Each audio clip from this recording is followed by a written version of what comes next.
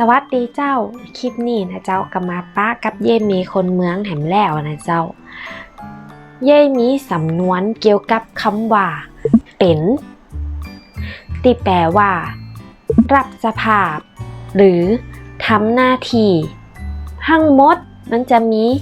40สำนวนนะเจ้าเดี๋ยวเย่แยกเป็น4ตอนละกันเนาะตอนละ10สำนวนจะได้ง่ายในการจดจำและการฟังนะเจ้าเนาะคลิปนี้ก็เป็นตอนที่10กำแรกนะเจ้าเป็นแกแปลว่าหัวหน้าหรือประธานเป็นโกเป็นมังแปลว่าเสียงดังลั่นเป็นโกเป็นโวแปลว่าส่งเสียงดังขโมงโฉงเฉงเป็นขี้ไก่น้ำมากแปลว่าไม่มีคุณค่าเป็นขี้ดอกแปลว่ามีดอกเบี้ยเป็นกำกึดแปลว่านึกคิด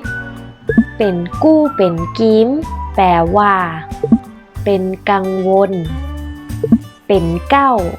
แปลว่าเป็นประธานเป็นหัวหน้าเป็นจะเป็นนะแปลว่าเป็นจริงเป็นจังเป็นใจกันแปลว่าเข้าข้างกันหรือเห็นพ้องต้องกัน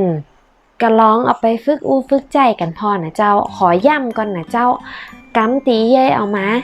นำเสนอนี่เป็นกำมาเก่านะเจ้าบางกำก็อาจจะบ่เคยได้ยินบ่มีพิษมีถูกนะเจ้าสำเนียงนี่เป็นสำเนียงของคนเมืองแปรเนาะใครมีอย่างอยากให้เย่แปลอย่างก็คอมเมนต์ตั้งหลุมคลิปนี้ได้ถ้าชอบคลิปนี้ก็อย่าลืมกดไลค์กดแชร์กดติดตามและก็กดกระดิ่ง